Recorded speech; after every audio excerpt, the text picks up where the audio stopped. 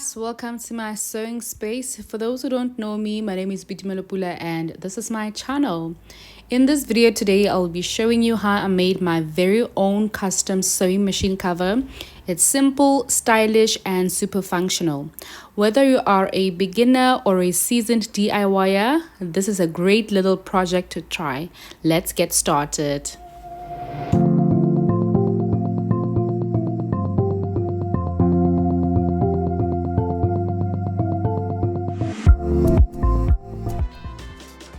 First things first, we need to measure the dimensions of our sewing machine.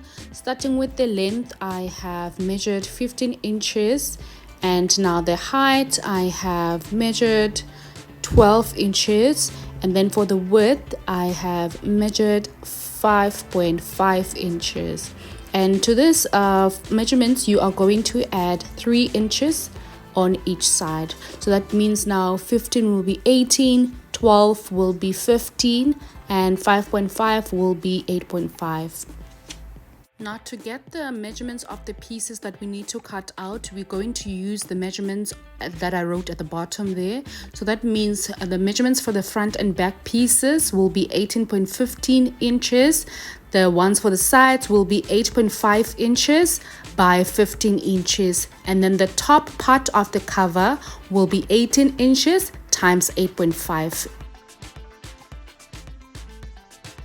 For the following pieces on the table, you need to cut out 2 of each. So for the front and back, you will cut out 2 pieces, as well as its lining, it's 2 pieces. I've got the lining for the sides, 2 pieces, as well as the sides, 2 pieces. And for the batting as well, you cut out 2 for the front and back and 2 for the sides. For the top part of the cover, I've got 2 fabric pieces. I've got 1 piece of the batting, and for the handle, I've got 1 fabric piece as well as the interfacing. And I've also made some binding strips for later. Take your ruler and chalk and create some diagonal quilt lines in 2 opposite directions. Starting on this corner, I'll create my lines with 2-inch space in between. You will do this on all 5 pairs, and that is the front, the back, the 2 sides and the top piece.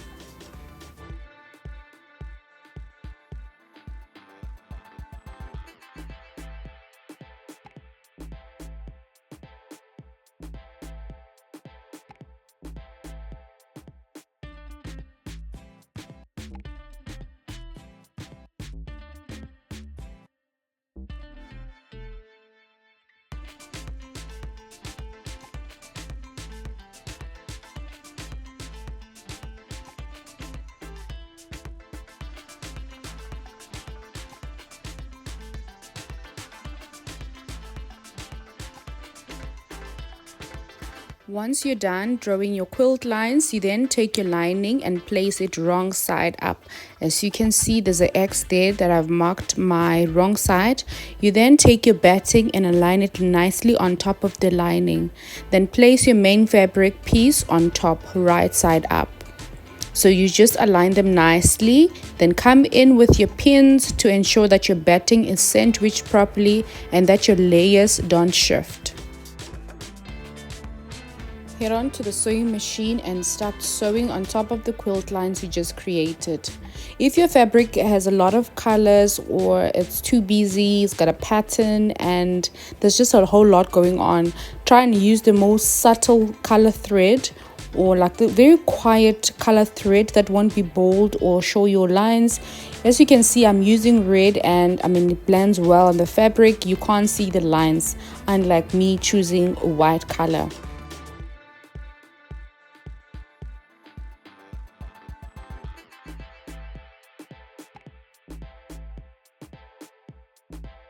So far we're still good. The lines are straight and still equally distant. I'm happy about that. I'm just going to continue with my rows.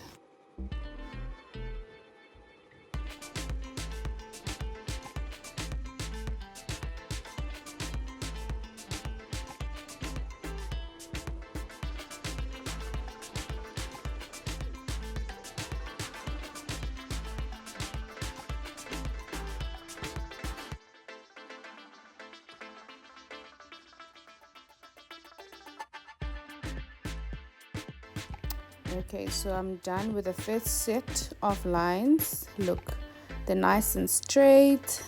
So I'll just continue in the opposite direction. And you basically repeat the same process on the back piece as well as the sides.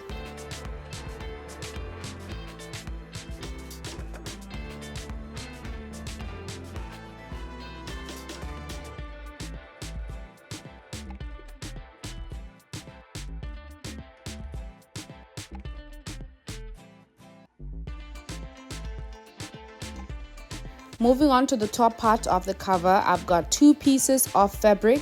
I've got some batting as well as a small piece of the handle with interfacing. And this is what it looks like after quilting and prepping the handle. What I basically did for this handle to be so slim is that I folded it in. Well, I first folded the size in at 1/2 inch, ironed that, and then closed the top and bottom in, ironed and folded in half, and then ironed it.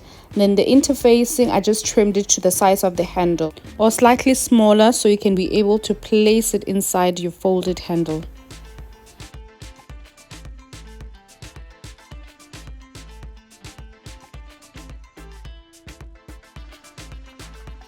Close your handle and sew all around with an edge stitch.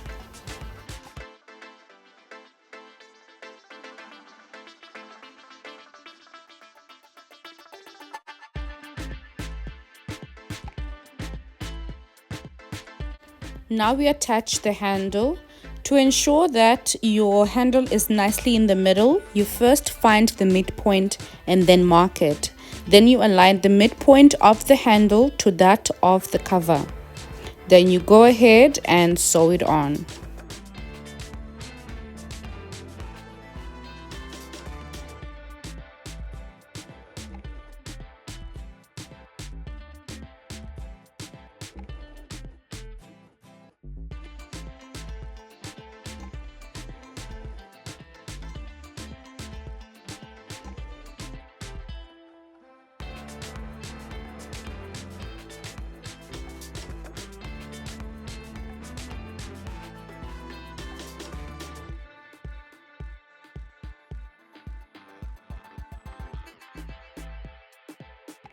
All the pieces are quilted, the handle is also fitted, and that is the front, back, as well as the sides. But before you connect them together though, you need to make sure that the writing or the pattern on your fabric is all facing the same direction.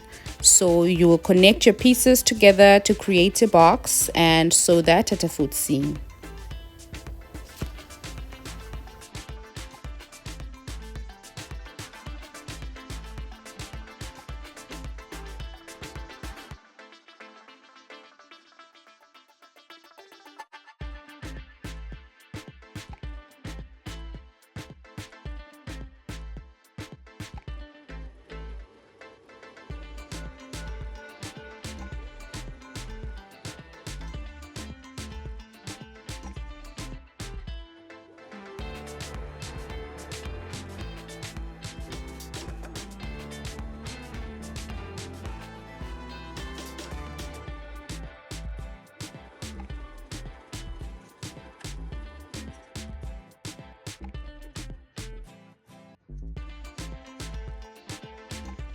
All corners are sewn, but still very messy.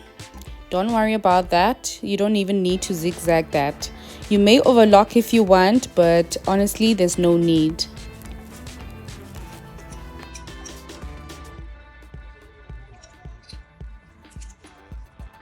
Take your top piece facing down, pin it carefully all around, and sew it up at a foot seam.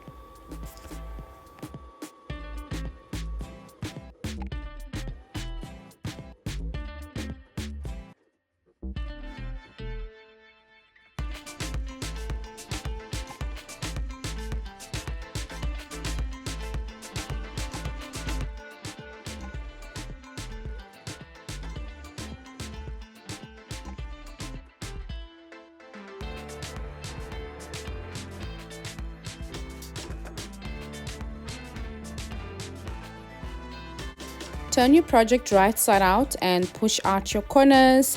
Now, I know I always say snip your corners before you turn the project. Here, there is no need this time. Anyway, you might just put that seam to good use at a later stage. Go over your cover just to look out for any folds like layers that were not sewn properly or exposed batting on the seam line. And then now for this bottom row edge, I will add the binding strip. Take your binding strip, place it right side down onto the inside of your project. Make it straight stitch all around at a foot seam. And when you get to the end of your row, please overlap your strip to ensure no edges are exposed.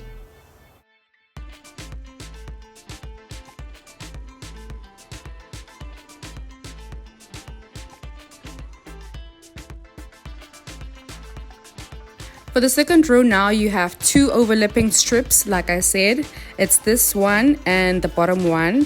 To avoid having a longer flap, you can just trim that down.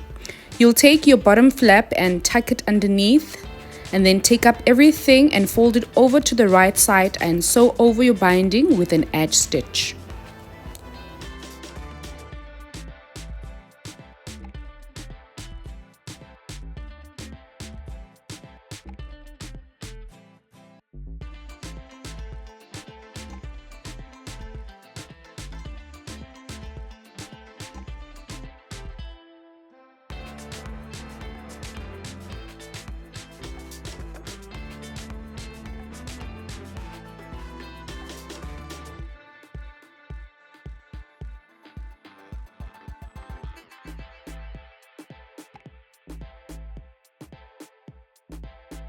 So far so good. All pieces are connected and the binding strip is also well fitted.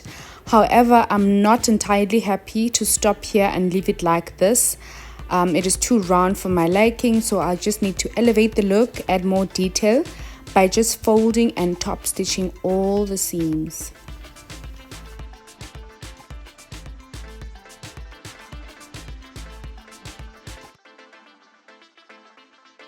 If you find yourself with a seam that is uneven and more than half a centimeter, you can just trim it. For this next and last process, you'll need to use a zipper foot and a strong needle, especially if you have a heavy fabric, so it doesn't break. Now to finish this off, I will fold the seam and make a straight stitch at a foot seam for all the seams.